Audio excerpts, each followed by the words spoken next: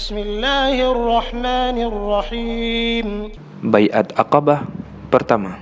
Ada 6 orang dari penduduk Yathrib yang sudah masuk Islam pada musim haji tahun ke-11 dari nubuah, dan mereka berjanji kepada Rasulullah SAW untuk menyampaikan risalah di tengah kaumnya. Hasilnya, ada 12 orang yang datang ke Makkah pada musim haji berikutnya.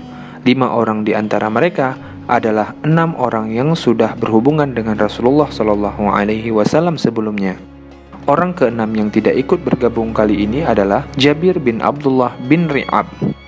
Adapun 7 orang sisanya adalah Mu'adz bin Al-Harith bin Afra dari Bani An-Najjar dari Khazraj, Zakhwan bin Abdul Qais dari Bani Zuraik dari Khazraj, Ubadah bin As-Samit dari Bani Gham dari Khazraj, Yazin bin Sa'labah dari sekutu Bani Gham dari Khazraj, Al-Abbas bin Ubadah bin Anadlah dari Bani Salim dari Khazraj, Abul Haritham bin At-Tayhan dari Bani Salim dari Khazraj, Uwaim bin Sa'idah dari Bani Amr bin Auf dari Aus. Mereka bertemu Rasulullah SAW di Aqabah di Mina, lalu mengucapkan baiat seperti butir-butir baiat para wanita saat penaklukan Makkah. Al-Bukhari meriwayatkan dari Ubadah bin As-Samit bahwa Rasulullah SAW bersabda, "Kemarilah dan berbaiatlah kalian kepadaku untuk tidak menyekutukan sesuatu apapun dengan Allah, tidak mencuri, tidak berzina, tidak membunuh anak-anak sendiri, tidak akan berbuat dusta yang kalian ada-adakan antara tangan dan kaki kalian, tidak mendurhakai dalam urusan yang baik. Barang siapa di antara kalian yang menepatinya, maka pahala ada pada Allah.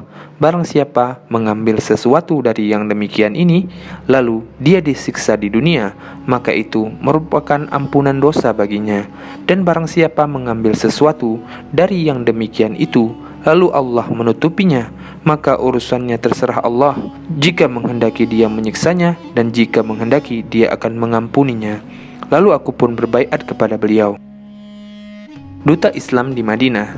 Setelah baiat itu sudah terlaksana secara sempurna dan musim haji juga sudah selesai, maka beliau mengirim duta yang pertama ke Yathrib bersama-sama dengan mereka untuk mengajarkan syariat-syariat Islam dan pengetahuan agama kepada orang-orang muslim di sana, sekaligus menyebarkan Islam di antara penduduk yang masih musyrik.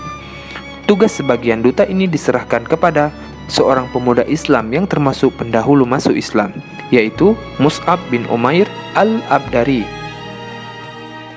Mus'ab bin Umair menginap di rumah As'ad bin Zurarah. Lalu mereka berdua menyebarkan Islam di kalangan penduduk Yathrib dengan sungguh-sungguh dan bersemangat. Sementara Mus'ab sendiri dikenal sebagai pemuda yang pandai membaca. Di antara riwayat yang menggambarkan keberhasilan dakwahnya, bahwa suatu hari As'ad bin Zurarah pergi bersama Mus'ab dengan tujuan perkampungan Bani Abdul Ashal dan Bani Zafar. Mereka berdua memasuki sebuah kebun milik Bani Zafar, lalu duduk di dekat sebuah sumur yang disebut sumur Marak. Beberapa orang yang sudah masuk Islam berkumpul di sekeliling keduanya. Sementara saat itu Sa'ad bin Mu'adz dan Usaid bin Hudair yang menjadi pemimpin kaumnya di Bani Al-Ashal masih musyrik.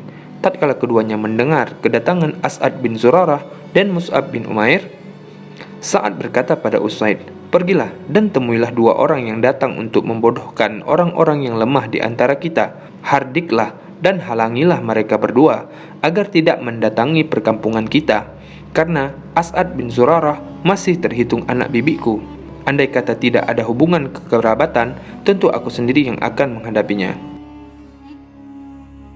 Lalu Usaid mengambil tombaknya dan beranjak untuk menemui keduanya. Tatkala As'ad mendengar kedatangan Usaid, dia memberitahu Mus'ab, "Dia adalah pemimpin kaumnya yang sengaja hendak menemuimu. Percayakan urusan dirinya kepada Allah." Mus'ab berkata, "Jika dia mau duduk, maka aku akan berbicara dengannya." Setelah tiba di depan keduanya dan berdiri dengan wajah muram, Usaid bertanya, "Apa yang kalian bawa kepada kami? Apakah kalian berdua hendak membodoh-bodohkan orang-orang yang lemah di antara kami?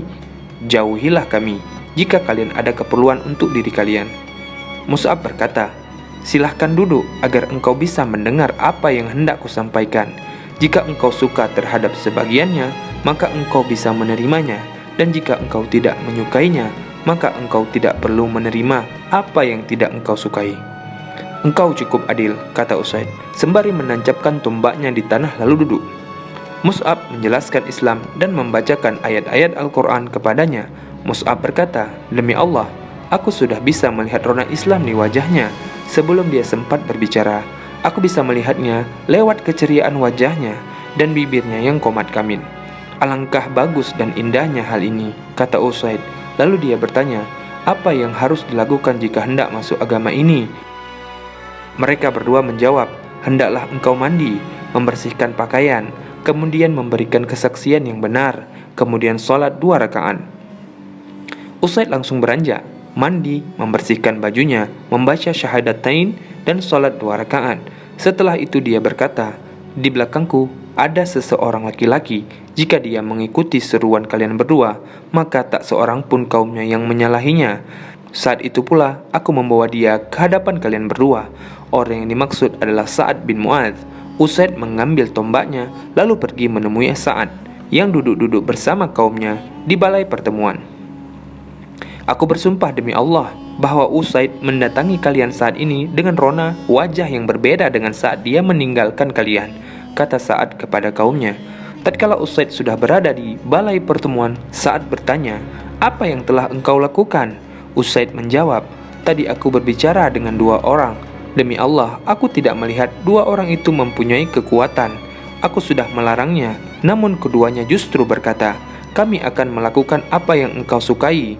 Aku pernah menuturkan kepadamu bahwa suatu kali Bani Harithah berbondong-bondong menemui As'ad bin Zurarah dan menghabisinya, karena mereka tahu dia adalah anak bibimu.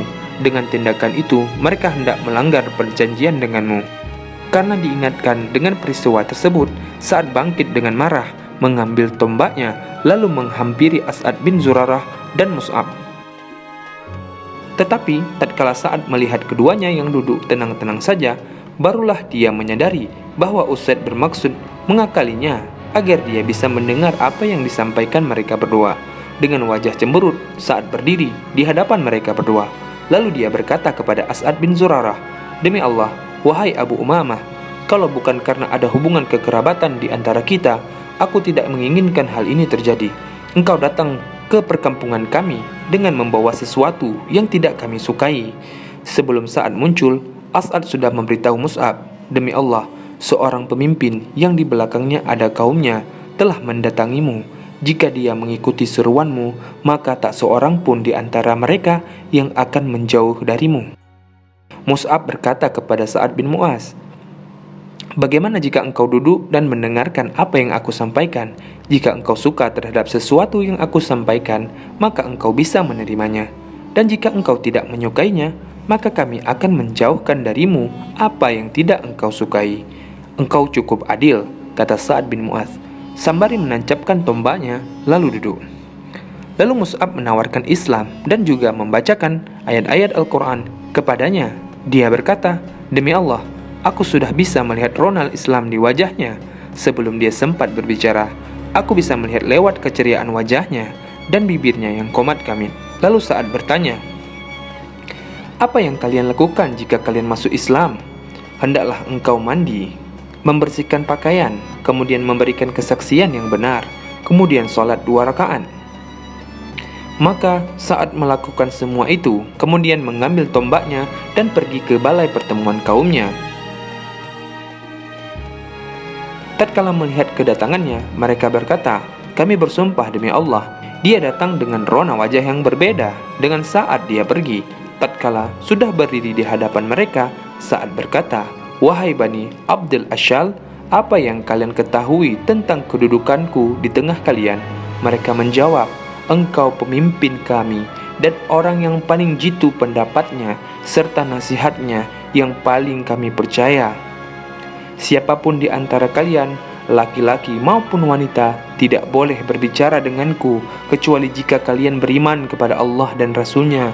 Kata Sa'ad, "Hingga sore harinya, tak seorang pun di antara mereka melainkan sudah menjadi muslim dan muslimah, kecuali 1 orang saja, yaitu Al-Ushairim. Dia menangguhkan keislamannya hingga perang Uhud. Pada saat perang Uhud itu, dia masuk Islam, lalu ikut berperang dan terbunuh sebagai syahid. Sementara sholat pun sama sekali belum pernah dia lakukan.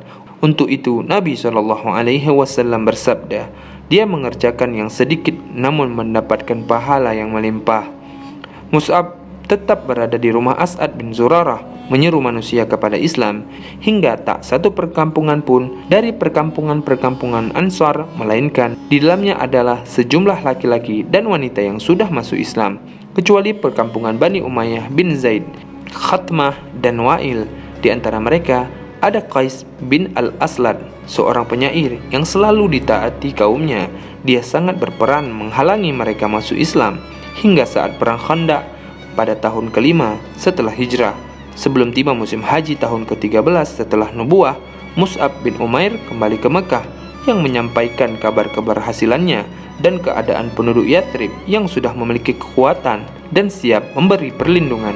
Alhamdulillah, sahabat Lentera Kisah, semoga sebahagian kisah ini menambahkan rasa cinta, rasa rindu kita kepada baginda Rasulullah Muhammad Sallallahu Alaihi Wasallam.